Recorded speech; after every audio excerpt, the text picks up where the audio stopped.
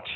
Good morning, everyone. Thanks for joining us in the third installment here, where we're going to be talking about the detect function within the NIST cybersecurity framework. So thanks for joining. Now, we're going to just move on. For those of you who are joining for the first time and haven't been here from day one, I am Chris. Work for Mercury IT as their Chief Information Security Officer. So basically, I am responsible for cybersecurity for ourselves and for our clients and those solutions. Now, Mercury IT are based on the Gold Coast, but we are national. We've got offices in most states in New Zealand, and we are predominantly an IT managed services organization, but deal with cloud migrations, Microsoft, cybersecurity, predominantly Cisco, but a bunch of other things as well. Now, just going back to the NIST cybersecurity framework and just in general what it is. Now, if you've been with us since the start, you would have noticed we've gone through the identify section, protect.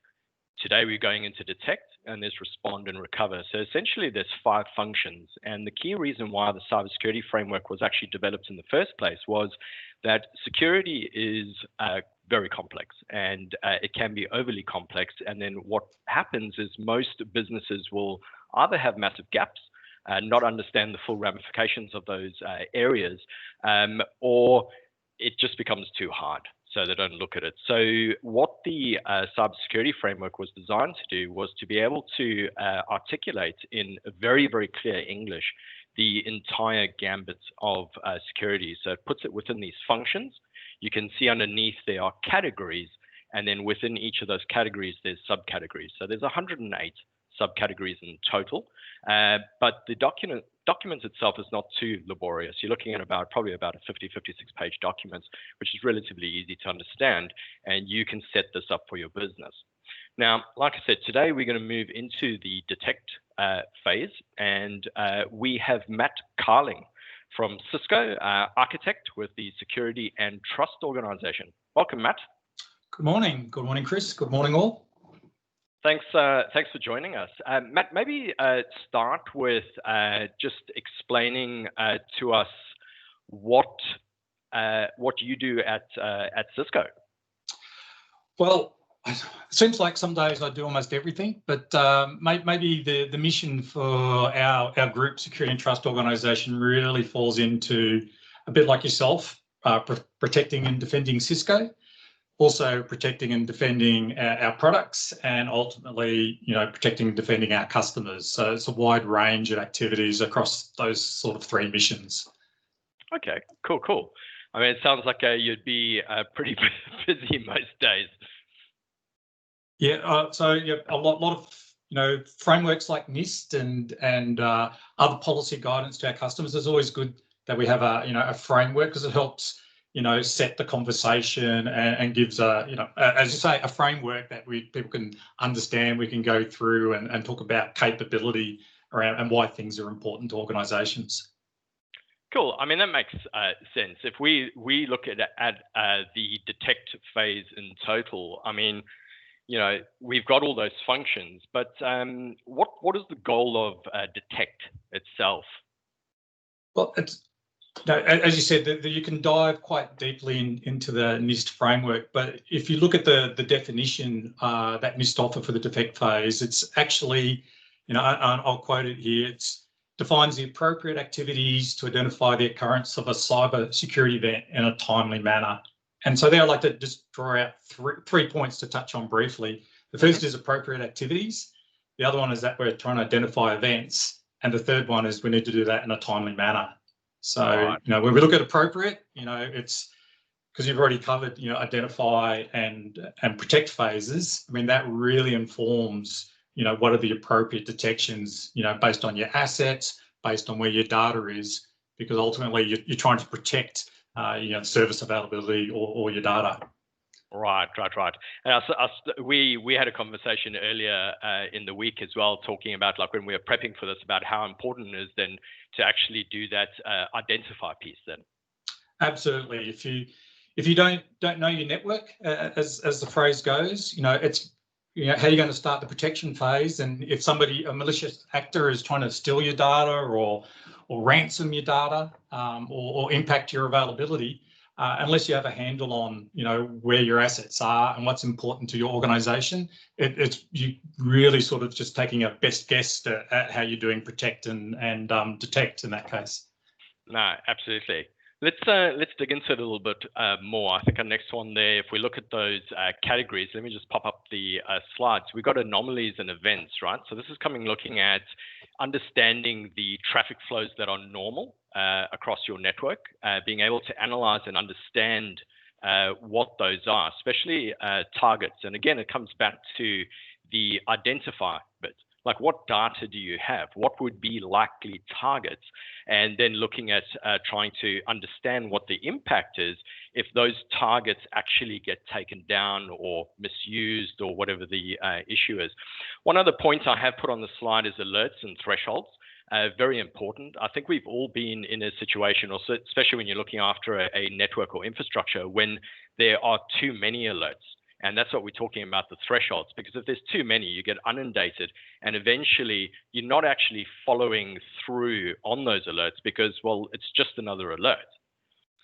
Our next one is talking about security continuous monitoring. And Matt, this is what I wanted to actually ask you about on this particular one. And because there's a lot of emphasis on this.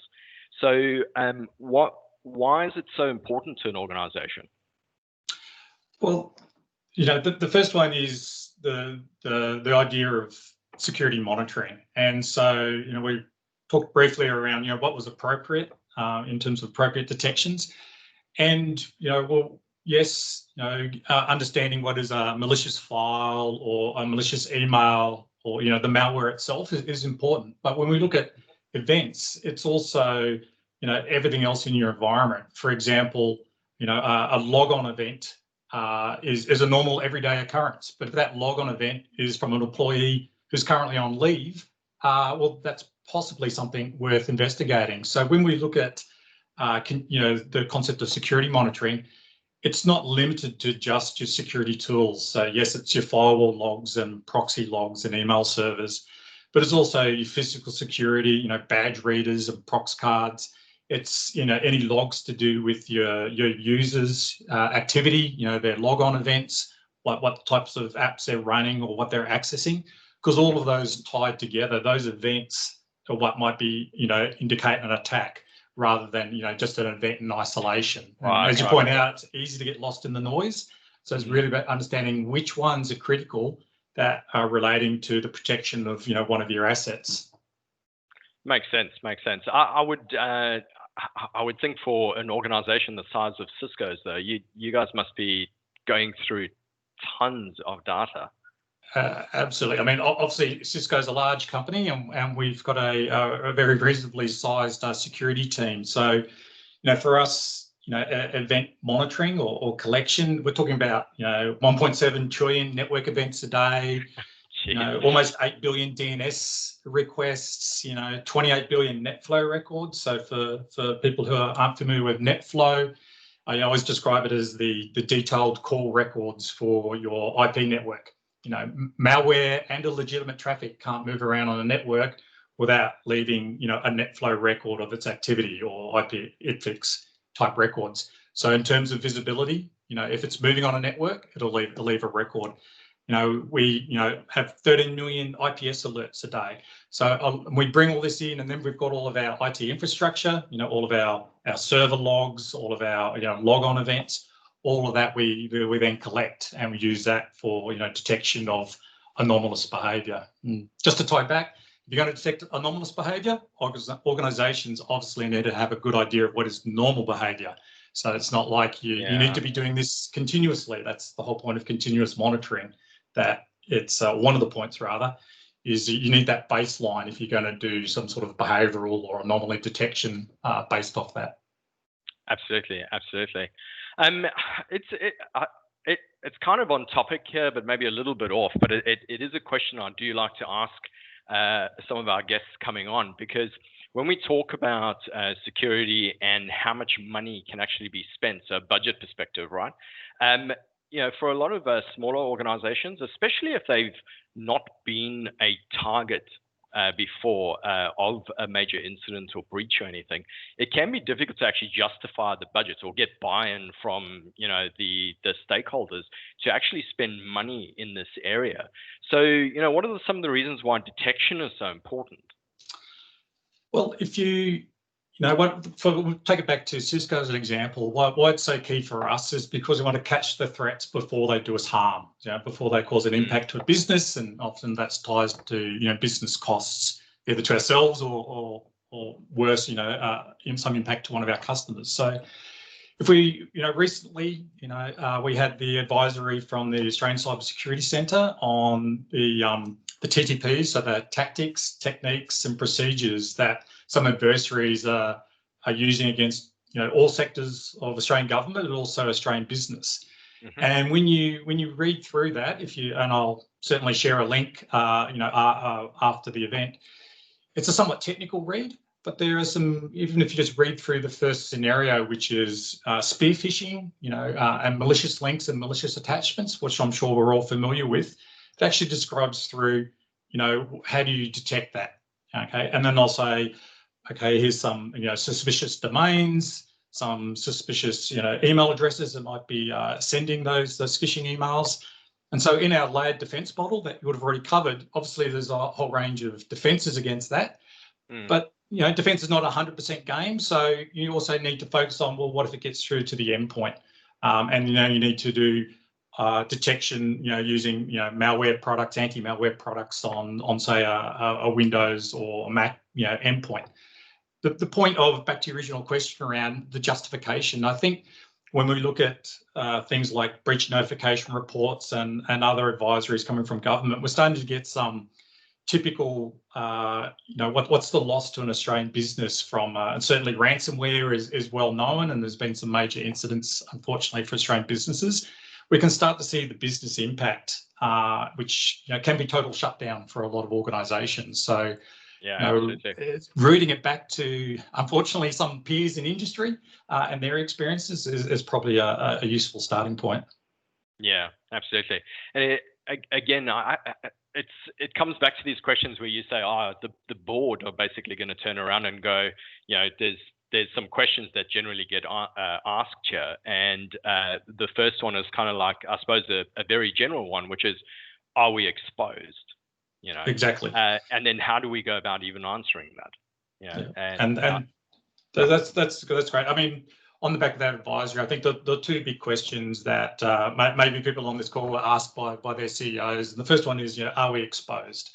And, when you looked at that advisory, you could look through and say, based on, the identify and protect phase, you could say, yes, we've got protection against those techniques or those tactics. And maybe we're low maturity in one area and we've got to work and address a gap. The second question, however, is then, am I owned or am I compromised? Like, is it already inside our network? Have our users already clicked on the phishing email? Is that malicious PowerPoint already circulating within my IT environment? And that's a hard question to answer if you haven't already thought about how you're going to do detection. So, key to visibility. So if ACSC advisory give you, a list of some domains, some, email addresses, some hashes for malicious files. Is this what we're supposed to be looking at, trying to detect, like the domains, and making sure we're blocking so we don't hit those domains? Absolutely. It's got two roles. So absolutely, it's part of the protect phase. So if you know a malicious domain, you can block that ahead of time, and you'll implement the kill chain, so to speak, before your users being compromised. I couldn't get to that malicious domain, or perhaps your email security product blocked that malicious file attachment before it got to your organization. Okay. The second part is, well, what if it did get in your organization? Then it becomes around I'm detecting malicious activity within my network, and then how do I contain that as much as possible? How do I do that? Right back to the very start of today's conversation, it's about being timely. So if you did get some ransomware malware running in your environment, you'd like to detect it when it's on the first laptop, not when it's on 100 laptops. And that's the time limit. Wouldn't we all? Right? Yeah, definitely. Let's move on to the next section there. Let me just see if I've got the next slide here. So here we are talking about the detection processes. So we're talking about defining roles and looking at whether they meet the requirements. Are we testing them? Talk about continuous improvement. And you'll see within this whole framework, there's always a continuous improvement section as well. So, Matt, I mean, these detection processes, what does it mean to you? So, you sort of touched on it there. It ties back to the continuous. I mean, so one thing that we should recognize is that the threat environment is always evolving. And, next month there'll be different techniques and tactics and procedures, and same the month after that. So whatever you do for a point in time, it always needs to be revisited, because certainly the attackers aren't staying still. Okay, but that's on just like the, continuously making sure they're up to date. The second part is understanding there needs to be roles and responsibilities. I mean, without calling out names, there are incidents where organizations detected something, but they didn't realize its importance. Didn't realize, type back to an identification phase, well, that was a critical asset and I should have done something about it. And who should I have alerted? So it then starts tying into your security procedures, within your SOC operation. If I detect something on a server versus a laptop, is that different criticality? And who do I alert? There's no good detecting something and then sitting on it for a month and finding out about it in a post-mortem, rather than being, proactive about, moving into the next phase, which is obviously around respond. And so you want to move to mean time to detect. The next metric that people often interested in is mean time to respond, or mean time to contain. And so doing something about that detection, it actually needs to be an active process. You need to design, detection roles, responsibilities. It's just not a matter of deploying the tools. You actually need to do something with that knowledge. Agreed. And I do see it a lot. I think we probably, most of us do see it quite a bit, because it's one of those mindsets of that silver bullet scenario. It's like earlier when you're talking about like being able to detect whether this file is sitting on your network, and then people deploy endpoint protection software, but then no one goes and looks at the alert. Like, it's in there and they're like, oh, it's protecting us. Yes.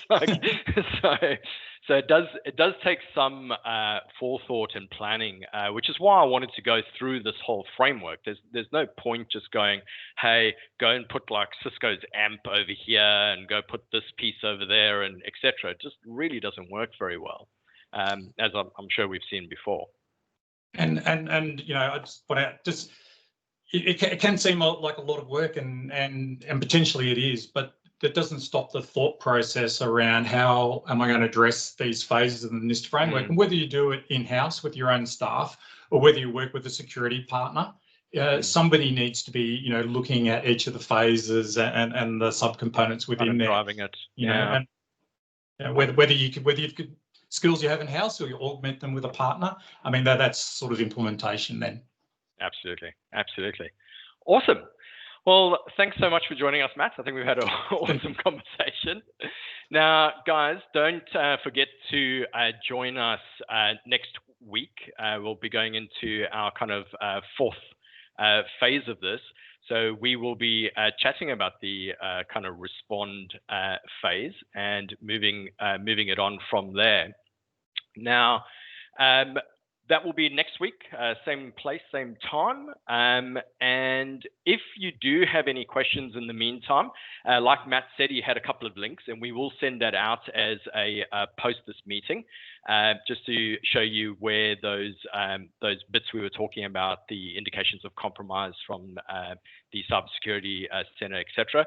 If you do have any questions for me, though, you can email me on cybersecurity@mercuryit.com.au. Obviously, you can hit up our website or just give us a call. Thanks very much for attending. Cheers, guys.